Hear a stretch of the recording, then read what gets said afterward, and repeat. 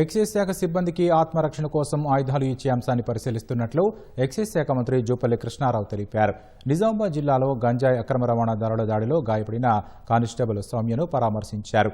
గంజాయి స్మగ్లర్లు కారుతో ఢీకొట్టిన ఘటనలో తీవ్రంగా గాయపడి సౌమ్య నిమ్స్లో చికిత్స పొందుతున్నారు.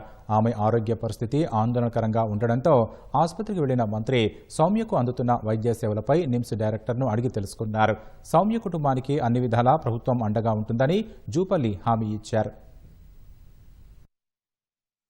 ప్రభుత్వము ఎక్సైజ్ శాఖ పూర్తిగా ఆమె కుటుంబానికి పూర్తి అండదండలు ఉండడం జరుగుతుంది. ఆ కుటుంబానికి పెద్ద ఎత్తున ప్రభుత్వం ద్వారా ఆర్థిక సహాయం కూడా చేసే కార్యక్రమం చేస్తాం. ఎట్లయితే పోలీస్ యంత్రాంగానికి వాహనాలతో పాటుగా వెపన్స్ ఆయుధాలు కూడా ఇవ్వడం జరుగుతుందో ఎక్సైజ్ శాఖకు ఎందుకు ఆయుధాలు ఉండొద్దు, వాళ్ళ సెల్ఫ్ ప్రొటెక్షన్ కోసం ఈ ఆయుధాలు ఉండని ఆ ఫైల్ కూడా రన్ చేయమని చెప్పడం జరిగింది. గౌరవ ముఖ్యమంత్రి గారు వచ్చిన తర్వాత వారితో కూడా మాట్లాడి ఈ యొక్క ఆయుధాల వాళ్లకు ప్రొటెక్షన్ కోసం ఆయుధాలు ఇచ్చే కార్యక్రమంతో పాటుగా ఈ కుటుంబానికి ఆదుకోవడం కూడా ఎక్సైజ్ శాఖ ఈ ప్రభుత్వం అండగా ఉంటుందని చెప్పని మీ అందరితో సవినీయంగా విజ్ఞప్తి చేస్తా ఉన్నాను.